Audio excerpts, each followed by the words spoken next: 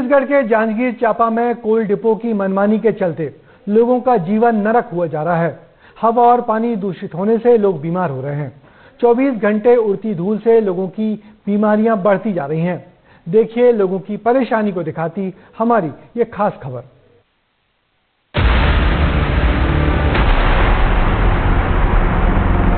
मौत बनकर उड़ती धूल, हवा में घुलने लगा जहर, शारदा कोल डिपो की मनमानी, जहरीला हो गया पानी। नाक से ब्लड, सांस लेने में परेशानी और इतना समस्या है कि मतलब घर में जो बर्तन है उसमें भी मतलब पानी रखे हुए हैं, उसमें भी काला काला पानी में आ जाते हैं। यहाँ पे धूल डस्ट के नाम से आने जाने में परेशानी, खाने पीने हर चीज में यहाँ पे परेशानी है। प्रशासन कोई सुनवाई नहीं करे। उसके अनुसार मैं कार्रवाई करूंगा खनिज नियमों के तहत।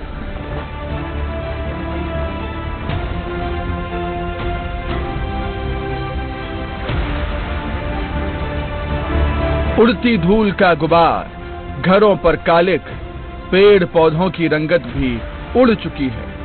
पानी का रंग बदल रहा है, हवा जहरीली होती जा रही है और जिंदगी बीमारियों के आगोश में समा रही है।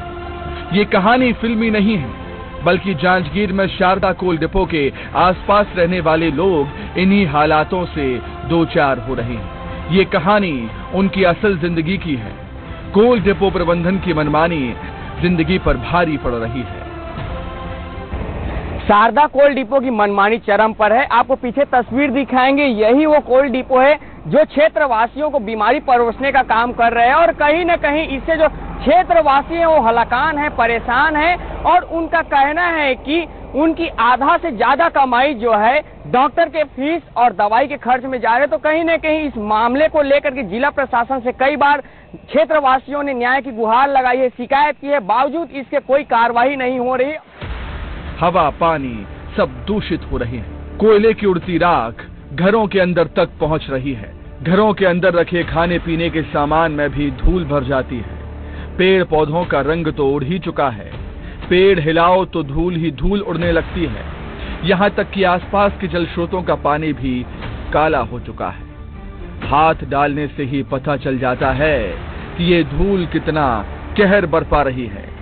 यहाँ के लोग 24 घंटे धूल के बीच रहने को मजबूर हैं, जिससे बीमार हो रहे हैं। सर्दी खांसी सांस के मरीज बढ़ रहे हैं। हालात ये हैं कि उनकी कमाई का आधा हिस्सा इलाज में ही खर्च हो रहा है। हम लोग को इस तरह से समस्या है, पूरा धूल डस्ट से हम लोग का बच्चा का तबीयत खराब और हम लोग का तबीयत खराब है ना।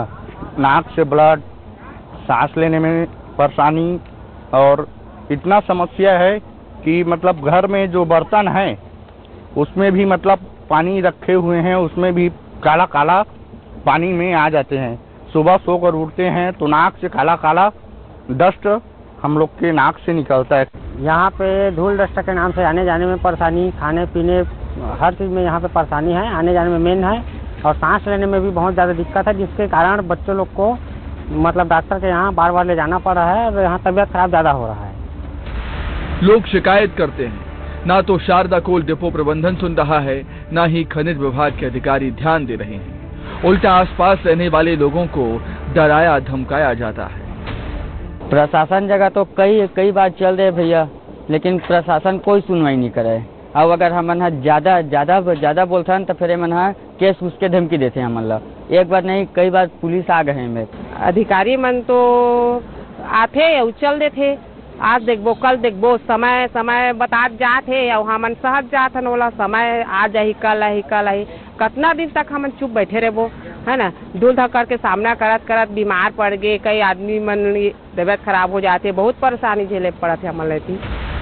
अब इन तस्वीरों को देख लीजिए, सड़क पर धूल का ढेर लगा है, ना तो पानी का छिड़काव किया जाता है, ना ही कोई इंतजाम, और जब ये उड़ेगी तो फिर लोगों की जिंदगी को भी खराब करेगी। अभी हम नैला के वार्ड 3 से लगे शारदा कोल डिपो के पास मौजूद हैं और आपको तस्वीरें दिखाएं किस तरह से इस मार्ग में धूल उड़ रही है। और यहाँ पर ये जो कोल डिपो है, शारदा कोल डिपो, ये ग्रामीण क्षेत्रवासियों को बीमारी परोसने का काम कर रही है। तो कहीं ना कहीं एक बड़ा सवाल है। आपको नीचे जमीन में भी आपको तस्वीर दिखाएंगे, जो मार्ग है, पहुंच मार्ग है, उसकी तस्वीर भी दिखाएंगे। किस तरह से यहाँ पर धूल के कण है, देखिए मेरे हाथों को देखिए किस तरह से काला डस्ट है। तो कहीं ना कहीं ये जो क्षेत्रवासी हैं वो किस तरह से यहाँ जीवन बसर करते हैं, ये बड़ी सोचने वाली बात है। विस्तार न्यूज की टीम ने अधिकारियों से बात की, लोगों की परेशानी को बताया, तो कोल डिपो प्रबंधन की मनमानी से भी वाकिफ कराया, जिसके बाद उन्होंने जांच का भरोसा दिलाया। तो ये जो मेरे को आपके माध्यम से संज्ञान में आया है, मैं वो कोल डिपो का जांच करवाता हूँ। हमारे यहाँ से अस्थायी भंडारण हो गया, उनको दिया गया है।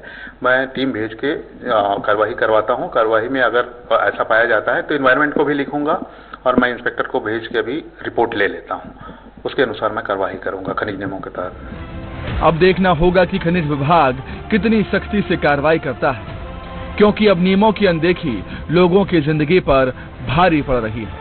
अगर जल्द ही समाधान नहीं निकला तो ये बस्ती वीरान हो जाएगी, जहां हर घर में मरीज होंगे और ये पूरा इलाका कब्रिस्तान में तब्दील हो जाएगा। विस्तार न्यूज के लिए प्रकाश साहू की रिपोर्ट।